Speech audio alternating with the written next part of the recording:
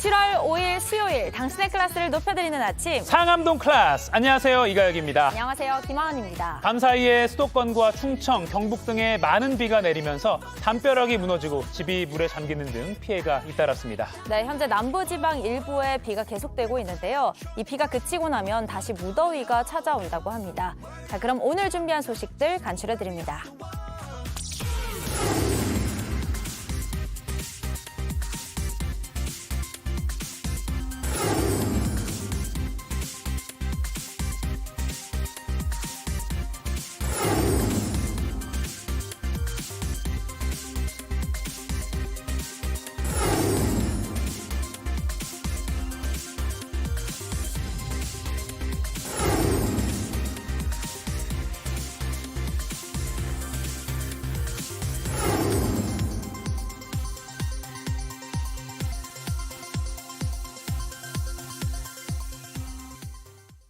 네, 또다시 1000만 관객 기록을 세운 배우 마동석, 또 오징어 게임 2 출연진 소식 포함해서 오늘 연예계 소식도 정리해드리겠습니다. 네, 오늘도 끝까지 상클 함께해 주시고요. 바로 날씨 알아보겠습니다. 김민지 기상캐스터.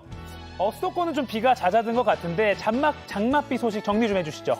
네, 장맛비로 하루도 긴장을 늦출 수가 없습니다. 밤사이 전국적으로 호우특보가 내려질 정도로 많은 양의 비가 내렸습니다. 나무가 쓰러지거나 침수 피해가 잇따라 발생했는데요. 취약 시간대에 비가 집중되고 현재는 제주에만 호우주의보가 발효 중입니다. 비의 강도도 많이 약해졌는데요. 오전까지 제주의 최고 30mm, 동쪽 지역은 5mm 미만의 비가 내리겠고요. 서쪽 지역은 아침까지 약한 빗방울만 지나겠습니다. 낮부터 비가 그치고 전국의 기온이 오르겠습니다. 서울의 한낮 기온은 29도까지 올라 다소 덥겠고요. 습도가 높아 체감온도도 33도까지 올라서 일부 지역은 폭염특보가 내려질 수도 있겠습니다. 오늘 전국이 대체로 흐리다가 오후 들어 차차 맑아지겠습니다. 바람은 전국의 순간초속 15m 이상으로 강하게 불겠습니다.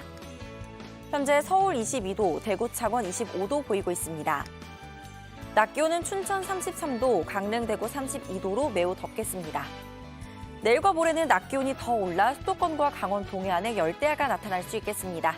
지금까지 날씨 정보 전해드렸고요. 이어서 교통 상황 알아보겠습니다. 한국도로공사 나와주세요. 수요일 출근길 평소보다 많이 어렵진 않습니다. 빨간 정체 구간 안에서도 꽉 막히기보단 가다서다 하는 수준인데요. 다만 경기 북부 지역에서 도심으로 출근하신다면 동부간선도로 산길교부터 끝자락까지 성수분기점 방향으로 1시간 이상 필요하고요. 구리 지역에서 판교방으로 100번 수도권 제일순환선은 현재 남양주와 서안암을 중심으로 총 14km 구간 막힙니다. 경기 남부 지역에서 강남권으로 진입하는 분당 수서로 청담대교 방향으로 복정에서 탄천 1교까지 가다서다 반복하고 1번 경부고속도로 역시 서울 방향으로 기흥에서 죽전, 달래내부터 반포까지 총 20km 가까이 밀립니다. 171번 용인서울선 서울 방향으로는 서수지 요금소를 시작으로 서분당 나들목 빠져나갈 때까지 속도에게 힘겹고요. 15번 서해안고속도로 서울 방향 일찍에서 금천 나들목까지 답답합니다. 안전띠 잘 매주시고요. 고속도로 교통방송이었습니다. 어제 오후부터 오늘 새벽까지 수도권을 중심으로 전국에 강한 비가 쏟아졌습니다. 지금 출근 시간대인데 현재 상황은 어떤지 수원역에 나가 있는 취재기자 연결해서 알아보겠습니다. 이승환 기자, 지금도 비가 내리고 있습니까? 조금 전까지만 해도 부슬비가 내렸는데 지금은 모두 그친 상태입니다. 출근 시간대 교통 흐름도 평소와 비슷한 상황입니다. 지하주차장 출입로에 설치해뒀던 차수판을 해제하는 모습도 볼 수 있었는데요. 지금은 이렇게 보시는 것처럼 평온한 분위기지만 밤새 이곳 수원을 포함한 수도권에는 시간당 10에서 30mm의 강한 비가 쏟아졌습니다. 지자체 공무원과 소방관들도 긴장 속에 근무했는데요. 마음 졸였던 시민들은 오늘 출근길 발걸음을 더 서둘렀습니다. 비가 좀 많이 내렸던 것 같아요. 자는데 빗소리가 많이 났고 아침에 조금 비가 많이 올까 봐 좀 걱정이 됐는데. 될 텐데 그래도 다행히 지금 수원은 비가 그쳤네요. 이번 비 어느 지역에 특히 많이 내렸나요? 경기 북부와 충청 지역 등에 비가 집중됐습니다. 지금까지 경기 연천엔 122mm, 가평엔 114mm, 서울 도봉구엔 110mm가 넘는 많은 비가 내렸습니다. 비 때문에 수위가 높아지면서 서울 27개 하천은 출입 통제가 유지되고 있습니다. 경북 영주와 충북 단양 등엔 산사태주의보가 내려져 있습니다. 네, 아직 비가 오고 있는 곳도 있을 텐데요. 언제까지 내릴까요? 비는 오늘 오전 중에 모두 그칠 것으로 보입니다. 수도권에 내려졌던 호우특보도 모두 해제됐는데요. 하지만 긴장을 늦출 순 없습니다. 비가 잦아들곤 있지만 지난주부터 이미 많은 비가 내려서 지반이 약해져 있기 때문입니다. 산비탈이나 담벼락이 무너져 내리는 사고에는 각별히 주의하셔야겠습니다. 지금까지 수원역에서 JTBC 이승환입니다. 밤사이 전국에 비가 많이 내리면서 사고도 잇따랐습니다. 화물차가 빗길에 미끄러져 갓길을 넘어가는 사고가 있었습니다. 또 주택과 상가가 물에 잠기고 담장이 무너지는가 하면 나무가 쓰러지면서 아파트가 정전되는 등 침수 피해도 많았습니다. 최규진 기자입니다. 고속도로 갓길을 벗어난 트레일러 화물 차량이 수풀 속에 멈춰서 있습니다. 구조대가 무너진 울타리를 해체하고 조심스럽게 견인 작업을 시작합니다. 어젯밤 10시쯤 충북 옥천군 경부고속도로에서 부산 방향으로 달리던 25톤 트레일러가 빗길에 미끄러지는 사고가 났습니다. 다친 사람은 없었지만 사고 수습을 위해 한 개 차로가 2시간가량 통제됐습니다. 수도권 지역에 쏟아진 집중호우로 침수 피해도 잇따랐습니다. 어제 저녁 7시쯤 경기 동두천시 상패동에 있는 빌라 지하 1층이 물에 잠겼습니다. 또 인천과 경기 구리와 남양주에서도 주택과 상가, 도로가 물에 잠겼다는 신고가 들어왔습니다. 경기 평택과 가평군 등에선 나무가 쓰러져 도로를 가로막는 사고도 있었습니다. 가로수가 전선을 덮치면서 고양시에선 밤 11시쯤 423세대 규모 아파트가 1시간 40분 동안 정전되기도 했습니다. 이런 가운데 어제 저녁 7시 30분쯤 서울 강서구 외발산동에선 1.5m 높이 담장이 7m에 걸쳐 무너졌습니다. 다친 사람은 없었지만 구청이 나서 빗물에 유실된 축대를 긴급 복구했습니다. JTBC 최규진입니다. 국제원자력기구 IAEA가 후쿠시마 오염수 방류에 대한 최종 보고서를 어제 내놨습니다. 일본의 오염수 방류가 환경에 미치는 영향은 미미하다고 평가했습니다. 미국은 IAEA의 결정을 지지했고 중국은 반발했습니다. 박유미 기자입니다. IAEA는 일본이 알프스 처리수를 방류하는 방식이 국제 안전 기준에 부합한다고 판단했습니다. If the government decides to proceed with it, would have negligible impact on the environment, meaning the water, fish, and sediment. 일본의 방류 계획에 사실상 면죄부를 준 셈입니다. 일본 정부는 이번 IAEA 보고서를 한국 등 방류에 반대하는 나라를 설득하는 근거로 활용할 걸로 보입니다. 미국은 IAEA의 결론이 나오자 일본의 방류 계획을 지지한다는 입장을 밝혔습니다. 미국 국무부 대변인은 JTBC 질의에 일본은 방류 계획에 대해 IAEA와 적극적으로 협조해 왔으며 과학에 기반한 투명한 절차를 추진해 왔다고 평가했습니다. 또 일본이 인도태평양 전역의 과학자들과 방류 계획에 대해 협의한 것으로 이해한다고 덧붙였습니다. 중국 외교부는 IAEA가 성급하게 보고서를 낸 데 대해 유감을 표한다고 밝혔습니다. 주 일본 중국 대사는 도쿄에서 기자회견을 열고 방류 계획을 중단해야 한다고 주장했습니다. 同国际社会认真的协商，共同探讨科学、安全、透明，为各方所认可的处理方式。 이런 가운데 그로시 사무총장은 모레 한국을 방문해 보고서 내용을 설명할 예정입니다. JTBC 박유미입니다. 한편 IAEA가 내놓은 후쿠시마 오염수 방류에 관한 최종 보고서와 관련해 여야는 오늘 국회에서 의원총회를 열고 대응 방안을 논의합니다. 국민의힘이 IAEA의 발표를 수용해야 한다는 입장을 밝힌 가운데 민주당은 깡통 보고서란 비판과 함께 총력 대응을 예고했습니다. 며칠 전 미국 백악관에서 의문의 백색 가루가 발견돼 직원들이 대피하는 소동이 벌어졌던 사실이 알려졌습니다. 그런데 분석해보니 이 백색 가루, 코카인, 마약이었습니다. 워싱턴 김필규 특파원이 보도합니다. 미국 백악관에서 정체불명의 백색 가루가 나온 건 일요일인 지난 2일 저녁입니다. 순찰을 하던 경호국 직원이 백악관 건물 내에서 이를 발견했습니다. 곧장 워싱턴 소방당국에 신고해 저녁 8시 45분쯤 소방관들이 출동했습니다. 테러 가능성에 보안 경보가 발령돼 직원들이 모두 대피하고 백악관은 일시 폐쇄됐습니다. 초동 검사 결과 이 가루의 정체는 코카인으로 확인됐습니다. 일부 언론에선 대통령 가족이 머무는 본관에서 발견됐다며 마약 중독 이력이 있는 대통령 차남 헌터 바이든을 의심하는 보도가 나오기도 했습니다. 하지만 백악관 측은 흰 가루가 집무실이 있는 웨스트 윙에서 나왔다고 밝혔습니다. 또 바이든 대통령을 포함해 모든 가족은 휴일을 맞아 대통령 휴양지인 캠프 데이비드에 가 있었다고 강조했습니다. 해당 장소는 백악관 직원들뿐 아니라 일반 방문객, 관광객들도 접근할 수 있는 곳입니다. 워싱턴 소방서 측은 이 물질이 즉각적인 위협이 되지 않는다고 판단 내렸고 통제도 곧 풀렸습니다. 이렇게 일단락이 됐지만 미국 최대 국경일인 독립기념일을 앞두고 벌어진 흰 가루 소동에 백악관은 가슴을 쓸어내렸습니다. 워싱턴에서 JTBC 김필기입니다. 축구대표팀 차세대 간판 이강인 선수의 파리 생제르맹 이적이 확정됐다는 유럽 언론의 보도가 나왔습니다. 스페인 유력 스포츠지 마르카는 마요르카와 PSG가 이적료 2,200만 유로, 우리 돈 311억 원에 합의했고 곧 서명할 거라고 전했습니다.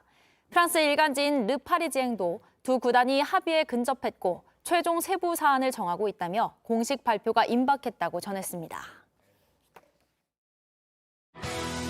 세상이 정해준 내 역할이 마음에 안 들어 이렇게 맥없이 쓰러져갈 하찮은 내가 아니지 그 스물인 빠져준다 빛바랜 낡은 하염이 잠자던 나를 깨운다 난 당분가면 이다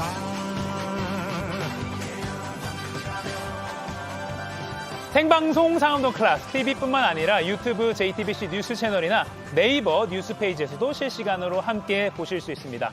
국내의 뉴스 더 살펴보겠습니다. 도시락 이슈 이도성 기자, 월드클래스 이용주 캐스터 나왔습니다. 안녕하세요. 안녕하십니까. 안녕하세요. 반갑습니다. 네. 안녕하세요. 저도 오늘 함께하겠습니다. 안녕하세요. 반갑습니다. 아이고. 네. 비가 그치고 네. 이제 좀 더위가 찾아온다고 하네요, 또. 근데 또 더워져요? 네. 아, 힘드네요. 어제 밤에 비가 진짜 많이 깜짝 와서 놀랐습니다. 진짜 피해 우려가 맞아. 컸는데 네. 피해 입으신 분들 오늘 다 복구가 되기를 기원합니다. 네, 아침에 또 이제 일터에 가셔서 좀 점검을 해보실 테니까 네. 피해 없기를 좀 바라겠습니다. 네. 자, 이도성 기자 첫 번째 도시락 열어주시죠. 네, 첫 번째 바로 가볼까요? 가겠습니다. 하나, 둘, 셋. 빠밤. 네, 해명에도 여전히인데요. 이 서민들이 주로 이용하는 이 새마을금고, 예. MG 새마을금고라고 하는데 이 대출 연체율이 역대 가장 높은 수준이라고 합니다. 걱정할 필요가 없다는 금고 측 입장에도 고객들은 여전히 불안할 수밖에 없겠죠. 영상 먼저 볼까요? 네, 저희 취재진이 한 새마을금고 지점에 가봤습니다. 평일 오후인데도 대기실이 저렇게 꽉 찼어요. 입구 옆에는 이 합병을 알리는 현수막이 이렇게 달려 있었습니다. 부실 우려가 커진다는 소식에 돈을 찾으려는 사람들이 몰린 건데요. 인터뷰 들어볼까요? 네. 한 사람 해지하는 시간이 한 30분씩 걸려. 지금 몇 시간을 기다리고 있는 거야. 네, 하지만 이 새마을금고 측은 괜한 우려라는 입장입니다. 안심해도 된다는 건데요. 인터뷰 준비했습니다. 폐업이 아니라 우량금고와 합병을 통해서 대형금고로 이제 거듭난 것이다. 그래서 믿고 안심하시고 그 금고를 이용하시면 되고. 이게 심리잖아요. 뱅크런이라 그러잖아요. 내 돈 어떻게 되는 거 아니야? 맞아. 그럴 수밖에 없는 이유가 이 뭐 연체율이 엄청 높아진 네, 거잖아요. 저도 이번에 수치를 듣고 깜짝 놀랐습니다. 네네. 이 연체율이 사상 가장 높은 6.47%까지 치솟았기 때문인데요. 예. 지난달 15일 기준으로 연체액이 무려 12조 7,900억 원입니다. 아이고. 저는 정말 상상하기도 힘든 규모인데요. 이 지난해 말엔 연체율이 3%대였는데 반년 만에 가파르게 오른 겁니다. 근데 어쩌다가 이렇게 연체 규모가 커진 거예요? 네, 이제 저희 취재진이 그런 부분에 대해서도 이제 알아봤는데요. 예. 이 잘못된 대출 관행 때문이라는 지적이 나오고 있습니다. 이 빚더미에 앉은 전세 사기꾼에게도 대출이 나갔고 한 사업장에 지역금고 수십 곳이 한 번에 대출을 해줬다가 연체되는 경우도 있었습니다. 이 지역 금고끼리 대출 정보가 공유가 되지 않아서 같은 사람이나 업체가 전국을 돌면서 대출을 받았던 건데요. 게다가 고객이 재정 상태를 알기도 어려운 구조입니다. 시중은행들은 한 달에 한 번 연체율을 공개하지만 새마을금고는 반년에 한 번만 한다고 합니다. 그러면은 지금 돈을 안 갚은 사람들 때문에 돈을 잘 갚고 있는 착한 서민들이 피해를 볼 수 있다는 거잖아요. 그렇죠. 이건 무슨 대책은 없습니까? 네, 정부 차원에서도 이제 대책 마련에 나섰는데요. 네. 정부는 이 연체율이 내려가는 추세라 사실 안심해도 되는 상황이라고는 설명을 했습니다. 이 부동산 경기 침체, 이 시장 침체로 기업 연체율이 올라갔기 때문에 관리가 가능한 수준이라는 건데요. 연체액이 200억 원이 넘는 금고 100개를 점검하겠다고도 했습니다. 만약 금고가 돈을 돌려주지 못하는 상황이 되더라도 이 관련법에 따라서 1인당 5천만 원까지는 보호를 받을 수 있습니다. 1인당 5천만 원까지. 그래도 좀 불안감이 완전히 없어지지 않을 수 있는데 어쨌든 이 5천만 원까지는 보호받을 수 있다. 그리고 이게 법인별로 예를 들어서 도성 새마을금고, 용주 새마을금고 있으면 그 법인별로 또 5천만 원씩 보호를 받을 수 있다고 하니까 이것도 참고하시면 좋겠습니다. 네. 자, 다음 도시락도 열어주시죠. 네, 두 번째 도시락도 꺼내보겠습니다. 하나, 둘, 셋. 빠밤. 네, 다 털렸다. 다 빼앗겼다라는 건데요. 조금 깜짝 놀랄 소식입니다. 네. 프랑스 파리에서 한국 관광객들이 복면 강도를 만났습니다. 복면 강도예요. 어머. 일부는 폭행을 당해 다치기도 했다는데요. 위험천만했습니다. 화면 보면서 말씀드릴게요. 예.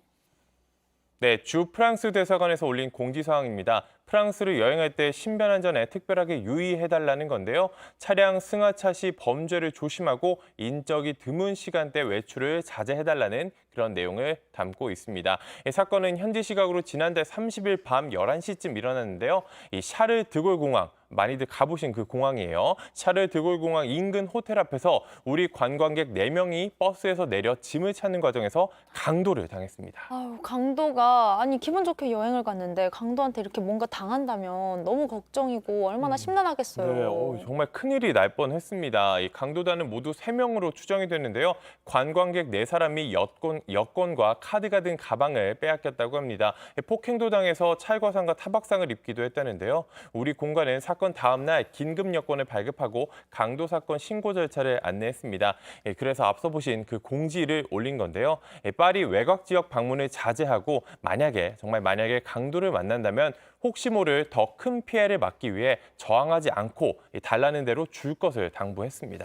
예, 그 월드클래스에서도 지금 연이어서 뭐 전해드리고 있지만 예. 요즘 프랑스가 시위로 굉장히 큰 난리가 났습니다. 그래서 시위도 더 격렬해지고 지금 사람들 불 지르고 좀 난리가 나서 치안이 지금 엉망이거든요. 그러니까 방문에 좀 자제를 부탁을 드리겠습니다. 네, 현재 이제 프랑스 파리에서 이제 대규모 시위가 대규모로 번지고 있고 네. 주변으로도 좀 퍼지고 있다고 하더라고요. 또 약탈과 방화 이런 것까지 이어지고 있습니다. 다만 이 정부는 이번 사건이 시위와는 무관한 걸로 보고 있다고 하는데요. 외교부 브리핑 들어보시죠. 3명으로 추정되는 복면 강도가 여권과 카드가 든 우리 국민 4분의 가방을 강탈하는 그런 사건이 발생한 바 있습니다. 이번 사건은 프랑스의 폭력 시위와는 크게 관련이 없는 것으로 그렇게 확인되고 있습니다. 네, 지난 2017년에도 프랑스 파리에서 한국인 관광객들이 탄 버스가 강도 습격을 받은 적이 있었는데요. 네. 프랑스에 방문할 계획이라면 안전에 특히 신경 써야겠습니다. 네, 아까 앞서 이도성 기자가 이제 대사관 공지사항 전해줬는데 읽어보니까 강도를 대면하게 될 경우 물건을 빼앗기지 않으려고 저항하지 말고 상대가 원하는 물건을 내주는 것이 더 큰 피해 예방에 도움이 된다. 몸이 안전한 게 제일 중요하니까요. 그리고 영사 콜센터 요 번호는 좀 알아둬야 될 것 같아요. 해외에서 한국으로 거는 겁니다. 국가번호 82 한 다음에 0 빼고 2, 그러니까 82-3210-0404, 0404. 영사 콜센터 도움도 받을 수 있습니다. 기억해 주시면 좋겠습니다. 자, 다음 도시락 보여주시죠. 네, 두 번째 도시락 꺼내볼까요? 가겠습니다. 하나, 둘, 셋. 빠밤. 성공하면 20억.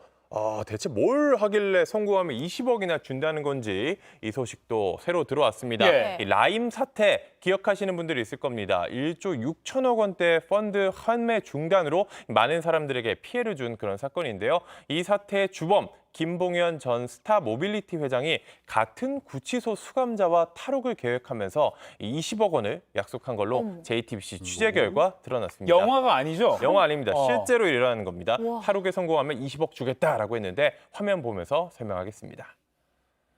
네, 법원 건물 앞에 경찰버스 서 있죠. 청사 안쪽에는 저렇게 경찰관들이 돌아다니는데 방검복 입고 있어요. 예. 어제 김봉현의 재판이 열린 서울 서초동 법원 청사 모습인데요. 구속 상태로 재판을 받는 김봉현이 탈옥을 계획했다는 사실이 밝혀져 보안이 이렇게 강화가 됐습니다. 일반적으로 법정엔 교도관 2~3명에 보안팀 1명이 동원이 되는데요. 어제는 교도관 20여 명과 보안팀 10여 명이 배치되고 사복 경찰관들도 자리를 지켰습니다. 법원 관계자 이야기 들어보시죠. 인물이 따로 온 걸로 알고 있어요. 협조되어 있다고. 네, 이 불구속 상태의 모습입니다. 이 김봉현 회장이요. 이 법정 안에서는 재판장이 허락하지 않는 한 어떤 형태의 촬영도 할 수 없는데요. 그런데 어제 재판부는 이 경찰이 법정 안에서 김봉현이 재판받는 모습을 찍을 수 있도록 했습니다. 예외적인 경우에요. 네. 네, 그리고 보통 재판에서는 피고인들 인권을 위해서 출석할 때 이 대기실까지는 수갑, 포승줄을 하고 있다가 예. 재판을 받을 때는 이걸 풀게 하는데 김봉현은 어제 수갑을 그대로 찬 채로 재판을 받았습니다. 그 혹시나 해서 뭐 그걸 준비하고 있다니까 탈옥에 성공하면 뭐 이렇게 20억까지 준다고까지 얘기가 나왔으니까 이렇게 냈는데 그거를 20억을 누굴 준다는 거예요? 뭐. 수감자한테 그런 식으로 말을 해서 꿰어냈다. 뭐 그런 이야기입니다. 진짜. 지난달부터 탈옥을 계획한 걸로 밝혀졌는데요. 이 검찰 조사를 받거나 재판에 출석할 때 이동을 한단 말이에요. 그때 경비가 혹시 허술한 팀이 있다면 그걸 노려서 도망치려고 했다고 합니다. 차량도 미리 준비했다고 하는데요. 실제로 김봉현의 친누나가 이 수감자의 지인을 만나서 1,000만 원, 무려 1,000만 원을 건넸다고 합니다. 아, 실제로 돈을 건넸어요? 네, 돈을 건넸습니다. 이게 착수금으로 쓰라는 거죠. 예. 뭐 필요한 사람 구하고 뭐 대포폰 등 준비하라는 건데 범죄 영화 보면 이런 식으로 준비를 하잖아요. 네. 그걸 그대로 하라고 돈을 줬던 겁니다. 하지만 결국 덜미 잡혔고요. 김봉현의 누나도 그제 검찰에 붙잡혔습니다. 근데 전혀 이상하지만은 않은 게 김봉현이 전에도 도망쳤다고 붙잡혔던 적이 있잖아요. 네, 맞습니다. 앞서서 2차례나 그런 일을 벌였었죠. 2019년 말이었습니다. 라임 사태가 벌어지고 검찰이 김봉현에 대해 구속영장을 청구했는데요. 당시 심사에 출석하지 않고 5개월 동안이나 도주 행각을 벌였습니다. 당시 도주자금 55억 원을 들고선 밀항을 시도하다가 붙잡혔고요. 이후 구속이 돼서 재판을 받다가 1심에서 보석으로 풀려났습니다. 네. 그런데 이게 전자발찌를 착용하는 조건이었지만 이거를 그냥 끊고 물리적으로 끊고 달아났습니다. 이때 조카와 누나 등이 도주를 도왔다고 하고요. 이때도 48일 만에 은거지에서 검거가 됐습니다. 그런데 또 도망치려고 했던 겁니다. 이 김봉현은 1심에서 징역 30년형을 선고받았고 현재 항소심 재판을 받고 있는 상태입니다. 도망치는 거 도와주면 20억 원을 준다고 했다. 물론 뭐 실제로 그 돈이 있는지는 모르겠지만 그 큰 돈을 어디서 구하려고 했던 건지 궁금하고요. 1심에서 인정된 횡령액이 999억 원이잖아요. 맞습니다. 그리고 예. 그래서 추징금도 769억 원 선고됐어요. 징역 30년과 함께. 혹시 찾지 못한 범죄 수익금이 있는 거 아닌가 괜한 의심도 하게 되는데 뭐 이거는 아직 확인된 건 아닙니다. 아무튼 이게 뭐 영화도 아니고 그런 계획을 세웠다는 것 자체가 굉장히 놀랍네요. 대범해요. 괜히 막 경찰들도 고생하고 그날 맞아요. 그러니까요. 출석해가지고요. 알겠습니다. 오늘도 잘 들었고요. 바로 월드클래스로 넘어가 보겠습니다. 네, 이용주 캐스터. 네, 굿모닝 대한민국. 자, 오늘은 미국 최대 도시인 뉴욕에서 시작해 보겠습니다. 자, 열심히 그 입안으로 집어넣고 있는 지금 지금 땀을 삐질삐질 흘리며 먹고 있는 저게 바로 핫도그입니다. 자, 미국인들의 핫도그 사랑 정말 대단하죠. 우리 설날을 대표하는 음식이 떡국인 것처럼 7월 4일 미국 독립기념일을 상징하는 먹거리는 핫도그인데요. 아예 핫도그 자체가 이벤트의 중심이 되는 경우도 있습니다. 자, 뉴욕에서 독립기념일마다 열리는 핫도그 먹기 대회는 매년 수만 명이 몰리는 세계적인 행사인데요. 1972년부터 뉴욕 코니 아일랜드에서 열리고 있습니다. 저 TV에서도 많이 봤는데 이때 그 미국에 있는 빨리 많이 먹는 모든 푸드파이터들이 많이 몰린다고 하더라고요. 대단하네요. 그렇죠. 네. 그런데 말입니다. 우리도 요즘 장마로 이 비가 많이 와서 이 골머리인데 미국은 장마는 아니지만 행사장에 갑자기 이렇게 폭우가 쏟아졌어요. 벼락도 치고요. 행사 주최 측은 오후 대회부터 안전상 이유로 중단을 선언했습니다. 그러자 이 난리가 났습니다. 이대로 행사를 중단시킬 수 없다면서 대회 참가자들은 물론이고 구경 온 사람들도 돌아가지 않고 항의를 이어간 겁니다. 네, 고민하던 주최 측은 행사를 그대로 강행했다고 합니다. 아니 갑자기 비 쏟아지니까 위험해서 중단했는데 안 된다라고 자발적으로 사람들이 그런 거예요. 네, 그렇죠. 야, 이 대회에 얼마나 사람들이 진심인지를 진짜 핫도그의 진심입니다. 알 수 있네요. 네, 애국적으로 핫도그를 먹어야겠다라는 거죠. 예. 자, 다음 소식 이어가 보겠습니다. 자, 차량 지금 블랙박스에 찍힌 영상인데요. 지금 보시면은 건장한 남성들이 네, 차량에서 내려서 갓길에서 지금 무차별 폭행을 가하고 있는 모습입니다. 민간인의 머리와 몸을 막 발로 짓밟고 있는 장면이 담겼는데요. 지금 심각해 보입니다. 누가 빨리 경찰에 신고해야 되는 거 아니에요? 경찰이라고 말씀하셨는데 지금 저 폭행을 가한 남성들이 알고 보니까 남아프리카 공화국의 폴 마샤틸레 부통령의 경호원들로 확인이 됐습니다. 아니 무슨 뭐 깡패도 아니고 일국의 부통령의 경호원들이 민간인을 저렇게 폭행했다고요? 좀 있을 수 있는 일입니까? 있을 수가 없는 일이죠. 지금 영상에 포착된 경호원들은 최소 7명으로 소총과 권총으로 무장을 하고 있었고요. 소총을 든 2명과 권총을 든 1명이 직접 폭행한 것으로 찍혀 있습니다. 한 시민이 촬영한 영상을 트위터에 올리면서 공론화가 됐고요. 아틀랜타 이 마테 남아공 경찰 대변인이 자신의 트위터에 해당 영상을 공유했습니다. 그러면서 용납할 수 없는 행동이고 감찰 조사국에서도 수사에 나설 것이라고 밝혔습니다. 이들은 고속도로를 빠르게 달리면서 다른 운전자들이 자신들의 이 사이렌을 인식하지 못하고 비켜주지 않으면 무력을 행사해서 블루라이트 여단으로 불린다고 통신은 설명을 했습니다. 현지 이 NCA 방송은 이번 사건의 피해자들이 군 훈련병으로 추정된다면서 정확한 폭행 이유는 확인되지 않았다고 이렇게 전했습니다. 아이고. 좀 수사가 이루어져서 좀 사실관계가 명백히 밝혀져야 될 것 같아요. 남의 나라 이야기지만. 예. 다음 소식 이어가 보겠습니다. 자, 브라질이 낳은 이 축구계 슈퍼스타죠. 이 세레모니할 때 이렇게 춤추는 이 네이마르. 올해 예상 수입이 8,500만 달러, 우리 돈으로 약 1,107억 원에 달할 것으로 이 추산이 되는데요. 그래서 뭐 요 정도 돈은 좀 껌값이었을까요? 무려 43억에 달하는 벌금 폭탄을 맞았다는 소식입니다. 자, 네이마르가 브라질 남동부 해안가에 짓고 있는 초호화 저택입니다. 안에 뭐 헬리콥터 착륙장도 있고 뭐 체육관도 있고 막 그렇다는데요. 근데 지금 공무원들이 지금 들이닥쳐서 매서운 눈길로 지금 둘러보고 있습니다. 네이마르가 최근 여기에 지금 보시는 것처럼 인공 호수를 이렇게 건설했는데 이거를 사전에 당국 허가를 받지 않았기 때문입니다. 네, 게다가 환경 단체들도 네이마르가 이 저택 안에 인공 호수를 만들면서 이 지역 바위, 모래 이런 걸 이제 불법적으로 사용했다면서 들고 일어났는데요. 결국 브라질 검찰은 네이마르에게 환경보호법 위반 혐의로 우리 돈 약 43억 3천만 원의 벌금을 부과했습니다. 아이고. 네, 게다가 하천수 무단 사용, 초목 제거, 토지 철거 등 또 다른 위반 사항 가능성도 제기 있어서 추가 수사가 불가피하다는데요. 요즘 메시 영입에 실패한 이 사우디의 오일머니가 대신 이 네이마르 쪽으로 향하고 있다는 소식이 슬슬 들려오고 있죠. 혹시라도 좀 믿는 구석이 따로 있어서 이런 건 아니었기를 바라봅니다. 자, 이번엔 인도네시아 동부 지역으로 가보겠습니다. 공사가 한창인 모양인데요. 트럭에 자재를 이렇게 한가득 싣고 있습니다. 잘 정리해서 지금 힘차게 출발을 하려고 하는데 아니 이게 뭔가요?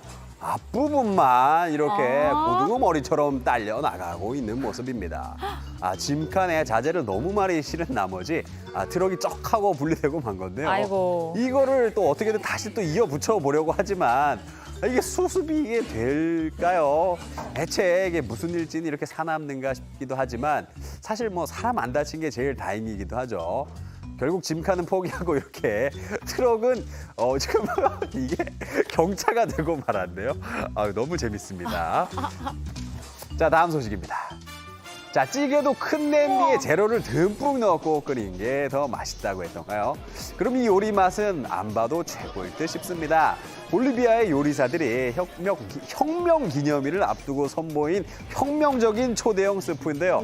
이름은 프리카제라고 하고 돼지고기와 고추를 주재료로 이 팔팔팔 끓인 음식이라고 합니다. 볼리비아 사람들에겐 소울푸드이자 또 효과 좋은 숙취 해소 음식이라는데요. 우리나라의 그 해장국 같은 그런 느낌이라고 보면 될까요? 이날 무려 돼지고기 500kg과 고추 55kg을 쏟아부어서 세계에서 제일 거대한 프리카제 스프를 만들었다고 합니다. 무려 4,000명이나 먹을 수 있는 양이라는데 먹방 도전 한번 해보시겠습니까? 자, 이 분야 신기록을 인정받기 위해서 지금 현재 이 음식은 심사를 기다리고 있는 중이라고 합니다. 지금까지 월드클래스였습니다.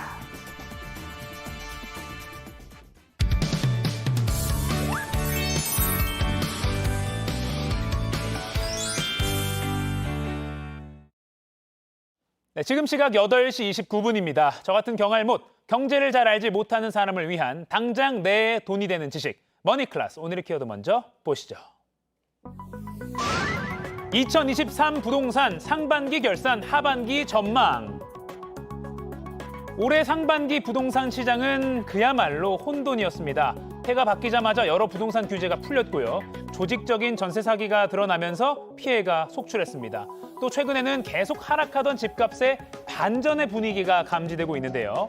올해 상반기 부동산 시장을 강타했던 이슈들을 키워드로 정리해보고 이를 통해서 하반기 부동산 시장의 향방은 어떻게 될지 얘기 나눠보겠습니다.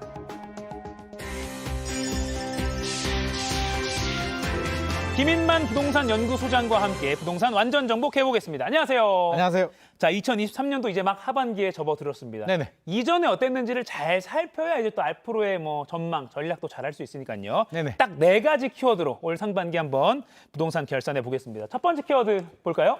첫 번째 키워드는 전세 사기와 역전세입니다. 이거 사실 웃으면서 얘기할 수가 없는 게 그렇죠. 네 분이 돌아가셨고 이게 네 분 이상 돌아가셨죠? 많이 돌아가셨고. 재난이에요, 이거는. 사회적 재난이고 예. 지금 또 고통을 받는 분들이 상당히 많이 있습니다. 네네. 전세 사기 특별법까지 나왔는데요. 전세 사기 특별법이 피해자들을 완전히 구제할 수가 없기 때문에 예. 지금 또 굉장히 고통을 받고 있어서 하반기에도 이 피해자 구제에 좀 더 신경을 써야 될 것 같고요. 네. 추가 피해자가 나오지 않도록 전세 사기 예방 대책 시스템을 마련하는데도 네. 온입을 집중해야 될 것 같습니다. 그런데 문제는 네. 전세 사기도 문제지만 최근에 역전세가 더 문제거든요. 역전세라면 전세 가격이 이전 2년 전 계약한 가격보다 더 떨어지게 되면서 전세금을 돌려주지 못하는 현상인데 네. 이 역전세가 점점 더 늘어나고 있고요.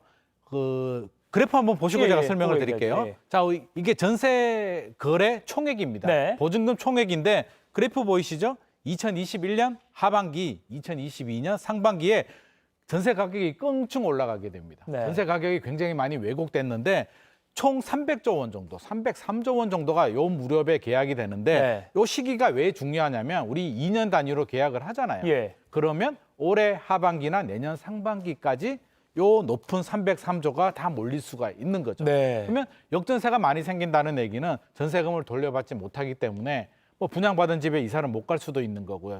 여러 가지 문제들이 생길 수도 있습니다. 그러니까 앞서 몇 차례 짚어봤지만 그러니까 사기 치려고 한 게 아니라 시장 맞습니다. 상황이 네. 전세가가 너무 내려가니까 집주인 입장에서는 2년 뒤에 돌려줄 돈을 잘 구하기가 어렵다. 맞습니다. 이렇게 되는 거죠. 그래서 이게 정부 입장에서도 굉장히 좀 문제가 사회 문제가 되다 보니까 예. 이번에 대책이 나왔는데요. 하반기 경제 운용 뭐 계획이 나왔는데 네. 거기에 이 역전세 대책이 나왔습니다. 무슨 대책이냐면 저희도 이제 여러 번 이야기를 했을 텐데 네. 이게 1년 정도 문제란 말이에요. 내년 상반기 정도까지 우리를 괴롭힐 수 있는 문제이기 때문에 네. 정부에서 결국 대출. 지금은 집주인들이 착한 집주인이라고 저는 생각을 하는데 네. 대출을 받아서 세입자한테 전세금이라도 돌려주려고 하는데 DSR 총부채 원리금 상환 비율에 걸려서 내 소득 대비 대출이 안 나오는 거죠. 네. 그렇다고 내 연봉이 막 늘어날 수는 없는 거니까 대출이 안 나와서 주고 싶어도 못 주는 분들을 위해서 예. 지금은 DSR 40% 적용이 되고 있는데요. 퇴거자금 대출이라고 하죠. 네. 이거를 DSR이 아니고 DTI 총부채 상환 비율 60%로 완화해 주겠다고 아하. 합니다. 이렇게 하면 연봉 5천만 원 정도 되시는 분이 기존에는 3억 5천 정도 대출을 받을 수 있었는데요. 네. 지금은 5억 2,500만 원 정도, 오. 1억 7,500 정도 한도가 늘어나기 때문에 상당 부분 도움이 됩니다. 하지만 이게 모든 걸 다 해결해 줄 수는 없고요. 네. 일정 부분 100%라고 한다면 한 14% 정도는 이렇게 좀 도움이 될 수도 있습니다. 그래서 전세금 반환 목적일 그렇죠. 때 대출인 거죠? 맞습니다. 아하. 그냥 해주는 건 아니고요. 예. 반환 목적일 때 그리고 전세 가격이 내려갔을 때만 대출을 해주는데 어떻게 됐든지 간에 조금이라도 좀 도움은 될 것 같습니다. 조금 숨통이 트일 수 있다. 알겠습니다. 자, 두 번째 키워드로 바로 넘어가 보죠. 네. 두 번째 키워드는 악성 미분양 증가입니다. 이것도 이제 이거 하반기에도 이어질까요? 어떻게 전망하십니까? 지금 조마조마합니다. 예. 이게 그래프를 한번 보시면 좀 더 이해가 쉬울 수도 있는데요. 네. 자, 미분양 추이입니다. 자, 작년 그래프 한번 보시죠. 예. 작년 2021년 12월에 17,000호 정도 됐고요. 네. 작년 1월이 21,000호 정도 됐는데 쭉 급증하죠. 작년 12월이 68,000호였고요. 네. 1월, 2월이 75,000호까지 늘어납니다. 3.5배 정도가 1년 만에 늘어났기 때문에 미분양이 늘어난다는 얘기는 결국 PF 대출이 문제가 되고요. 그렇죠. 금융시장도 불안해질 수도 있기 때문에 정부도 아마 노심초사했을 겁니다. 굉장히 걱정을 많이 했는데 네. 다행히 살짝 내려서 5월은 68,865호, 3.5%, 4월 대비 3.5% 줄어들긴 했습니다. 네. 그래서 살짝 다행이긴 합니다만 이게 안심할 수가 없는 게 국토교통부에서 판정하는 위험 수위가 있거든요. 네. 위험 수위가 62,000호 정도 됩니다. 아. 보이시죠? 요 정도가 위험 수위인데 62,000호 정도. 지금 작년 12월부터 위험 수위를 벗어났고요. 지금 증가 폭은 좀 둔화되고 있지만 여전히 위험 수위에 들어가고 있습니다. 아하. 그리고 이게 줄어든 이유가 네. 분위기가 좋아가지고 막 소화가 된 게 아니고요. 네네. 서울 수도권 지역들은 잘 소화가 됐는데 지방 같은 경우는 그러니까요. 건설회사들이 이게 미분양이 날 것 같으니까 안 한 거예요. 아. 안 하고 미뤘기 때문에 실질적으로 줄어든 거지 부동산 시장 분위기가 완전히 좋아진 건 아니다. 근데 미분양 중에서 중요한 게 다 지어놓고 분양이 안 되는 걸 악성 미분양이라고 하잖아요. 맞습니다. 요것도 심각하잖아요. 악성 미분양이라고 한다면 이제 미분양이 발생하면 네. 판촉 행사를 하겠죠. 뭐 분양가를 내릴 수도 있고요. 네. 선물을 줄 수도 있는데 입주할 때까지 분양이 다 안 끝난 물건을 악성 미분양이라고 하는데 네. 문제는 악성 미분양이 늘어나고 있습니다. 아하. 지금 2% 늘어나서 8,892호인데 앞서서 우리가 68,000호라고 하잖아요. 네. 빠르게 소진이 되지 않고 하반기에 분양 물량이 늘어나면 네. 오히려 미분양이 늘어날 수도 있기 때문에 이게 2, 3년 지속이 되면 악성 미분양이 몇만 호 정도 늘어날 수가 있고 우리 경제에 큰 충격을 줄 수도 있기 때문에 굉장히 예의주시를 해야 되고요. 미분양을 빨리 소진하는데 좀 집중을 해야 될 것 같습니다. 건설사도 문제지만 그 건설사에 대출을 해준 금융계까지도 맞습니다. 이거는 파장이 커질 수 있기 때문에 금융시장이 흔들리면 우리 경제 위기로도 번질 수도 있기 때문에 네. 이거는 우리 국가의 경제의 문제로 연결이 될 수도 있습니다. 하반기까지 요건 좀 잘 지켜봐야겠네요. 맞습니다. 알겠습니다. 자, 세 번째 키워드로 넘어가겠습니다. 세 번째 키워드는 확 풀린 부동산 규제입니다. 1월이었죠? 네. 뭐 그 서울 강남 3구랑 용산 빼고 뭐 다 푼다. 네네, 요 내용으로 맞습니다. 기억하는데. 네, 규제가 굉장히 많이 풀렸는데요. 네. 내용을 한번 차트를 보고 한번 설명을 드리죠. 예. 강남 3구, 용산구 빼고 파격적으로 규제가 다 풀렸습니다. 규제가 풀린다는 얘기는 뭐 양도세, 중과세라든지 이런 규제가 적용되지 않고요.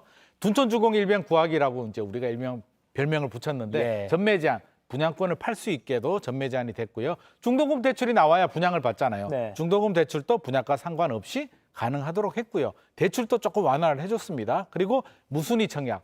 최근에 뭐 흑석자이가 뭐 93만 명이 몰렸다라고 하는데 결국 무순위 청약 규제를 풀어줬기 때문에 전국에 있는 집 있는 사람들도 청약을 할 수 있게 해줬기 때문에 최근에 네. 그런 현상들이 발생을 했습니다. 하반기에도 뭐 풀릴 규제가 있나요?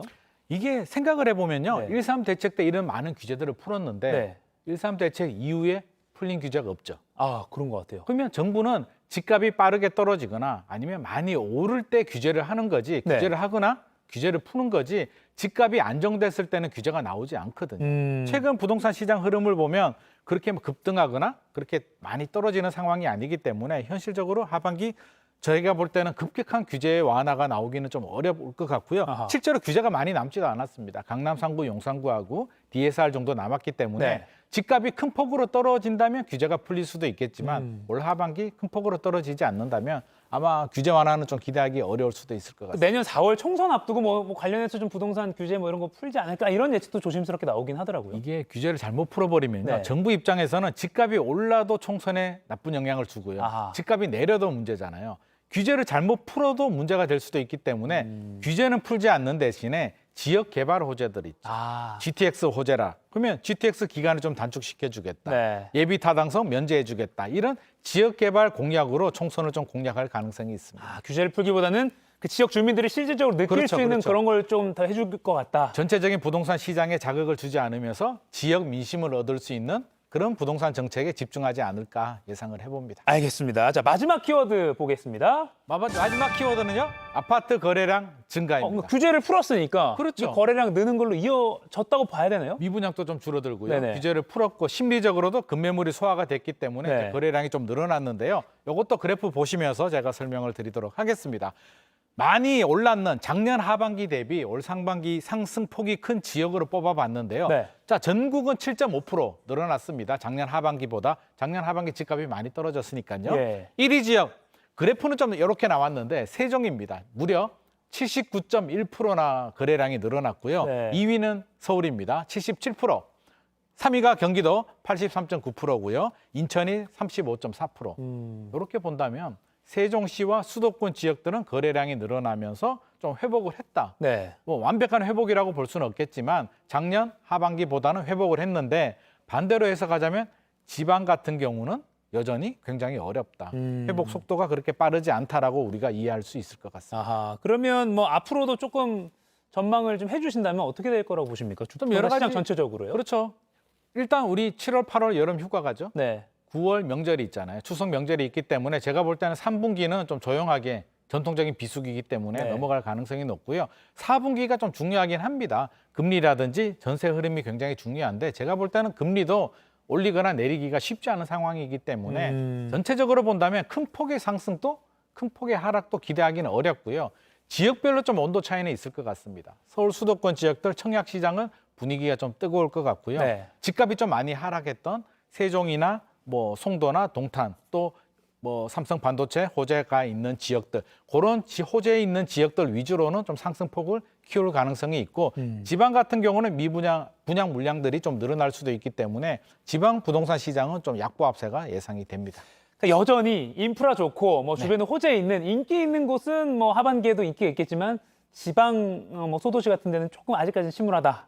지금 분위기가 묻지마 투자할 때는 아니기 때문에 네네. 옥석을 가려야 되거든요. 그러면 미분양이 적거나 입주 물량이 좀 부족한 지역들, 수요가 풍부한 지역으로 눈을 돌릴 수밖에 없기 때문에 네. 아무래도 이런 국지적 지역 위주로만 좀 강보합세가 나올 것 같습니다. 올 상반기 정리하면서 하반기까지 한번 전망을 해봤습니다. 지금까지 머니클래스 김인만 부동산 연구소장이었습니다. 고맙습니다.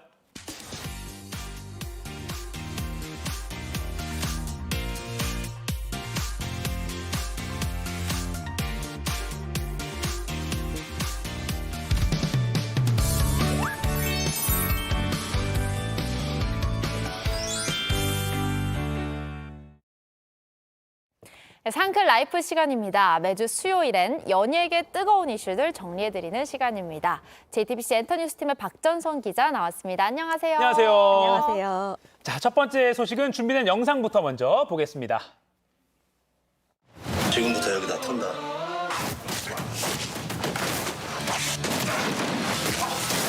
나쁜 놈들은 잡아야 돼. 원래 성격 자체가 조금 일희일비하는 스타일이 아니라서 지금 굉장히 좋은 거거든요, 표정이. 굉장히 제일 기쁜 표정인데 너무 감사하게 생각하고 조금 더 재밌고 변화하면서 좀 진화하고 그런 시리즈를 만들도록 계속 노력하겠습니다. 첫 번째 키워드 범죄도시 3 1000만 돌파 마동석의 힘. 박 기자가 지난번에 이제 1000만 돌파할 거다라고 예측을 하셨는데 맞습니다. 현실이 됐군요. 정확했어요. 제 예언이 통했죠, 바로. 네, 맞습니다. 범죄도시 3가 개봉 32일 만에 지난 1일 1000만 관객을 드디어 돌파했습니다. 예. 올해 첫 1000만 영화이기도 하고요. 지난해 범죄도시 2가 1000만을 돌파한 이래 첫 1000만 영화이기도 합니다. 이로써 영화 신과 함께 시리즈에 이어서 시리즈가 연속으로 1000만을 돌파하는 이른바 쌍천만이라는 놀라운 기록을 세웠습니다.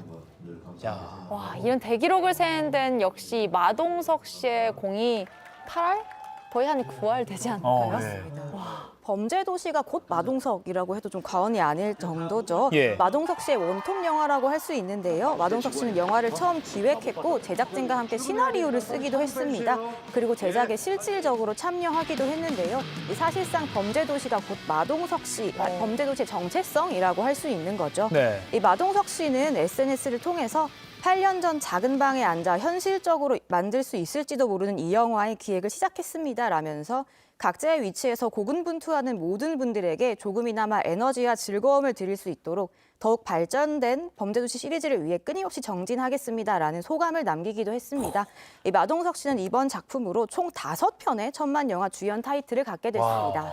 5편의 천만 영화면 5천만 배우입니다. 그러네요. 와, 그래서 그런지 벌써 차기작 얘기도 나오더라고요. 차기작인 할리우드로 갑니다. 아, 그래요? 네, 할리우드. 할리우드입니다. 헬다이버라는 제목의 영화인데요. 이 마동석 씨는 이 영화의 제작자이자 주연으로 활약을 할 예정입니다. 그리고 또한 범죄도시의 할리우드 버전 제작 또한 논의가 되고 있다고 합니다.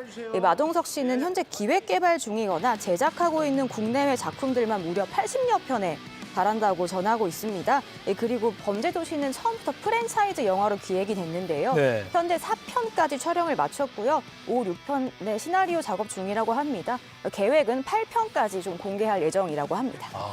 주연과 또 제작자로 할리우드까지 접수를 하겠죠. 그 팔뚝 액션으로. 원펀치 액션으로 아주. 네, 마동석 배우의 앞으로의 행보도 계속 응원하겠습니다. 자, 다음 주제로 넘어가 보겠습니다.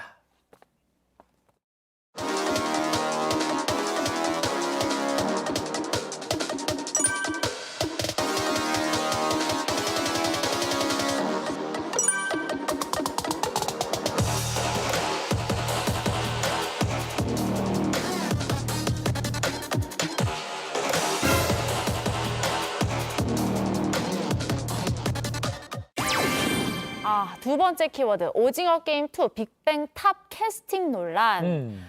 지금 오징어 게임 시즌 2에 추가 캐스팅이 발표가 된 상황이잖아요. 그리고 빅뱅 출신의 탑 씨가 깜짝 등장해서 지금 아주 화제가 되고 있습니다. 네, 맞습니다. 먼저 그 탑 씨가 최근 몇 년간 좀 연예 활동을 중단할 수밖에 없었던 이유를 좀 짚고 넘어가고 싶은데요. 네. 이 탑 씨는 군복무 중이었던 지난 2017년 대마초 흡연 혐의로 징역 10월, 집행유예 2년을 선고받은 바 있습니다.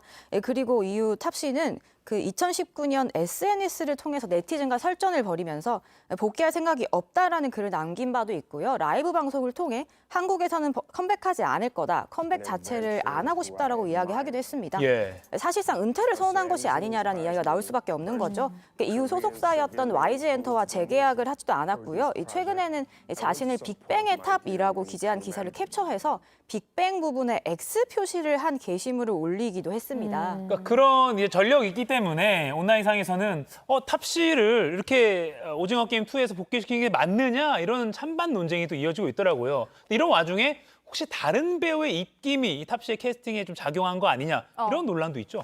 네, 맞습니다. 탑 씨의 캐스팅이 곧 논란이 될 수밖에 없다는 사실을 제작진도 충분히 알고 있었을 거라고 생각을 합니다. 네. 그런데 왜 탑 씨를 캐스팅했냐라는 또 의혹이 제기가 되다가 인맥 캐스팅 논란이 나오게 된 겁니다. 네. 이 주인공인 배우 이정재 씨가 이른바 꽂아넣기로 이 탑 씨의 캐스팅을 성사시킨 것이 아니냐라는 의혹입니다. 네. 근데 이정재 씨는 곧바로 의혹을 부인했습니다. 작품의 캐스팅은 감독님과 제작사의 권한이라면서 오디션을 통해 결정된다는 점을 누구보다 잘 알고 있다라고 강조했습니다. 실제로 이정재 씨는 탑 씨와 지난 몇 년간 교류를 하거나 하진 않았다고 합니다. 그렇군요. 그리고 또 이병헌 씨도 관련 논란이 있어요. 네, 이병헌 씨에게도 불똥이 좀 튀었는데요. 이병헌 씨가 실제로 최근까지 탑 씨와 좀 교류를 하고 친분을 유지하고 있었다고 합니다. 지난해 이병헌 씨 주연 영화인 비상선언의 VIP 시사회에 이 탑 씨가 깜짝 등장해서 포토월까지 서서 큰 화제가 된 바 있습니다. 그래서 워낙 친분이 있다 보니 이병헌 씨가 이 탑 씨를 꽂아준 것이 아니냐라는 의혹이 제기가 된 건데요.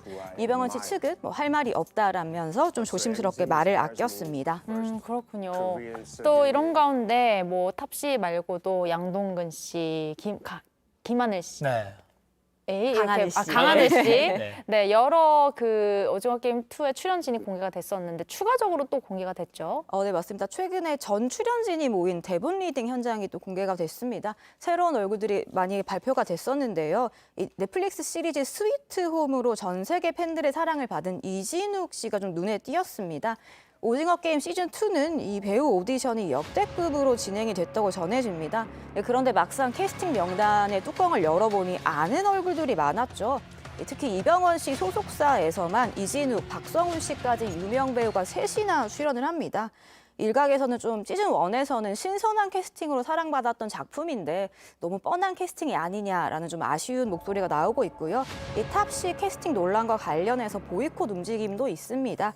일단 오징어 게임 2는 내년 공개를 목표로 제작에 박차를 가하고 있습니다. 네, 잘 들었고요. 마지막 소식은 바로 키워드로 보겠습니다. 200억 제한, 녹취록까지 피프티피프티 진실공방 덕화. 와, 이 피프티피프티가 전 세계적으로 인기를 끌고 있잖아요. 근데 진실공방 얘기가 나오고 있어요. 어떤 얘기인가요? 이게 데뷔 7개월 만에 좀 불거진 일이라 조금 안타까운데요. 이 피프티피프티가 중소의 기적으로 불리는 그룹입니다. 신생 중소기획사에서 소규모의 투자로 활동을 시작을 했는데 이 소셜미디어를 통해서 글로벌 인기를 얻게 돼서 중소의 기적으로 불리게 된 그룹인데요. 이 피프티피프티를 둘러싸고 외부 세력이 소속사 몰래 그룹을 통째로 팔아넘기려 했다는 의혹이 불거진 겁니다. 먼저 굉장히 좀 복잡합니다. 입장이 4가지의 입장이 지금 첨예하게 대립을 하고 있는데요. 먼저 피프티피프티의 소속사인 어트랙트가 있고요. 프로듀싱을 맡은 외주사 더기버스가 있습니다. 그리고 해외 유통사인 워너뮤직 코리아가 있고요. 그리고 피프티피프티 멤버들까지 총 4개의 입장이 있는 겁니다. 요약을 하자면 소속사인 어트랙트 몰래 외주사인 더기버스가 세계적인 회사 워너뮤직에 접근을 해서 피프티피프티를 팔아넘기려고 했다라는 내용입니다. 이 어트랙트 측의 주장인 겁니다. 그래서 어트랙트 측이 관련 정황이 담긴 통화 내용을 공개했습니다. 우선 들어보시죠. 제가 좀 확인할 게 좀 하나 있어서. 일단은 제가 안성일 대표한테는 전에 바이아웃을 하는 걸로 저희가 200억 제안을 드린 게 있어요. 전 못 들어봤습니다. 못 들어보셨다고요? 바이아웃이라는 게 뭐예요? 아니 레이블을 어떤 거를요? 그러니까 저희가 다 보통 표현으로 하면은 아이들을 다 이제 인수하고 이런 식으로 말씀을 드린 거. 참고로 바이아웃은 스포츠 업계에서 주로 쓰이는 용어인데요. 선수와 소속 구단이 일정한 금액을 정해두고 그 이상의 이적료를 제시하는 구단이 있으면 바로 선수와 협상할 수 있도록 하는 걸 의미합니다. 내용에 등장하는 안성일 대표가 바로 더기버스의 대표입니다. 아까 말씀드렸던 외주사이고요. 이 외주사 더기버스가 소속사 몰래 워너뮤직에 200억 원의 피프티피프티를 통째로 넘기려 한 증거라면서 어트랙트가 지금 내놓은 주장입니다. 그럼 그 외주사 더기버스 측은 반박을 하고 있겠죠? 네, 맞습니다. 이 녹취록에 대해서 더기버스 측은 워너뮤직 측에서 자금이 부족한 중소회사를 글로벌 직배사의 산하에 두고 운영하는 방식을 제안해와서 소속사의 자기는 중간에서 전달했을 뿐이다 라고 이 어트랙트의 주장에 대해서 허위 사실이라는 입장을 밝혔습니다. 상황이 참 복잡한데 이 와중에 이 피프티피프티 멤버들은 소속사와 관계를 끝내려는 절차를 밟고 있죠. 네, 맞습니다. 피프티피프티가 사실은 그 소속사 어트랙트의 전홍준 대표가 전 재산을 쏟아부어 만든 그룹으로 잘 알려져 있습니다. 이 전 대표는 한 인터뷰를 통해서 구순 어머니가 평생 모은 돈 9천만 원도 제작비로 썼다라고 밝힌 바도 있고요. 실물 앨범 발매를 위해서 이 비용이 모자라기 때문에 10년간 찾던 시계와 그리고 차까지 팔았다라는 이야기도 나왔습니다. 근데 이렇게 좀 물신양면 지원을 해줬는데도 불구하고 데뷔 7개월 만에 멤버들이 전속계약 효력 정지 가처분 신청을 냈습니다. 중소의 기적이란 좀 희망적인 단어가 좀 무색하게 된 상황이죠. 노래 큐피드가 여전히 글로벌 강세를 보이고 있기는 한데요. 앞으로 활동을 좀 잘할 수 있을지는 미지수인 상태입니다. 오늘 소속사를 상대로 제기한 전속계약 효력 정지 가처분 신청의 첫 신문 기일이 열립니다. 아침 오늘이군요. 아까 노래도 그 큐피드 노래가 나갔는데 이게 전 세계적으로 사랑을 받고 있는데 이런 일이 있으니까 조금 팬들 입장에서는 안타까운 그런 심정일 것 같습니다. 자, 잘 들었고요. 박정선 기자와는 유튜브로 이어지는 상클 2교시에서 더 다양한 연예계 소식, 더 이야기 나눠보겠습니다. 조금만 기다려주시고요. 박정선 기자도 조금만 기다려주세요. 고맙습니다. 고맙습니다. 감사합니다.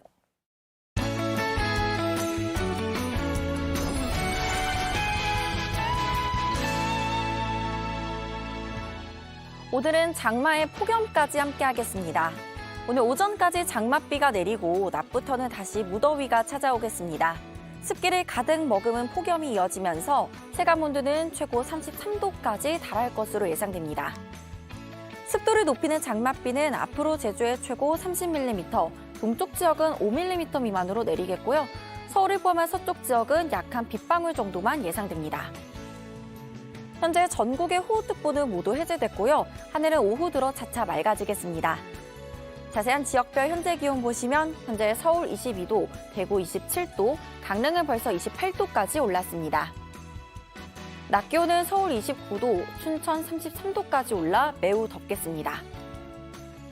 모레 충청과 남부, 제주에는 다시 비가 시작되겠고요. 일요일과 월요일 사이 중부지방에 소나기가 지날 전망입니다. 날씨였습니다. 네, 오늘 낮엔 다시 더워지고요. 또 모레 남부지방과 제주에는 또다시 한번 비가 내릴 예정입니다. 꼭 참고해 주시고요. 오늘 본방송 마치고 상클 2교시가 바로 이어집니다. 네, 매주 수요일은 연예계 소식 전해드리는데요. 가수 화사 씨의 열애설, 또 요즘 인기 드라마죠.